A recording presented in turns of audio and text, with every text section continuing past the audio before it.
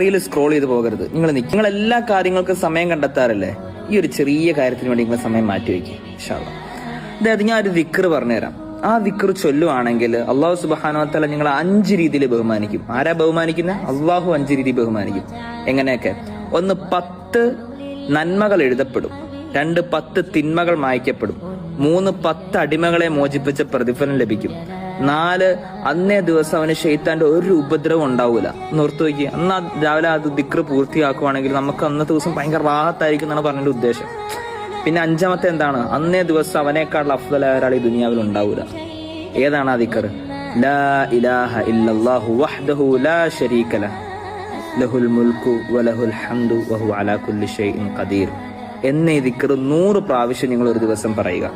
ഇപ്പൊ എന്റെ കൂടെ പറഞ്ഞപ്പോ 1 പൂർത്തിയായി. ബാക്കി 99 നിങ്ങൾ എന്തായാലും പൂർത്തിയാക്കുക. ഈ റീൽ ഏത് സമയത്താണോ ഏത് ദിവസമാണോ കാണുന്ന ആ സമയത്ത്. മനസ്സിലായല്ലോ? ഇനി നിങ്ങൾ ചിലപ്പം മറന്നുപോയേക്കാം. അതിന്റെ പേരിൽ നിങ്ങൾ ഒരാൾക്കെങ്കിലും അയച്ചു കൊടുക്കുക. അവരിങ്ങനെ ആ റീൽ ഇങ്ങനെ ഷെയർ ചെയ്ത് പോകുന്നിടത്തോളം കാലം നിങ്ങൾക്ക് പ്രതിഫലം വന്നുകൊണ്ടേയിരിക്കും. ചിലപ്പോൾ നമ്മൾ മറന്നുപോകും, അയച്ചു കൊടുക്കുന്നവൻ ചൊല്ലും. മനസ്സിലാവുന്നല്ലോ? നാളെ ആഖിറത്തിൽ ഇത് എവിടെന്നാ പഠിച്ചത്, ഞാൻ ഇത്തരം നന്മകൾ ചെയ്തിട്ടില്ലല്ലോ എന്ന് നമ്മൾ കണ്ട് അത്ഭുതപ്പെടും. മനസ്സിലാവുന്നല്ലോ? ഇതൊക്കെ ഒരു നന്മ അറിയിച്ചതിന്റെ മഹത്വമാണിത്. അതുകൊണ്ട് മാക്സിമം ഈ റീല് നിങ്ങൾ ഷെയർ ചെയ്യുക. ഈ പറഞ്ഞ സമയത്ത് തന്നെ നിങ്ങൾ പറഞ്ഞ് ബാക്കി 99 ഇത് ഏത് ദിവസമാണ് റീല് കാണുന്നത് ആ ദിവസം പൂർത്തിയാക്കിയിരിക്കണം ഇൻഷാ അല്ലാഹ്.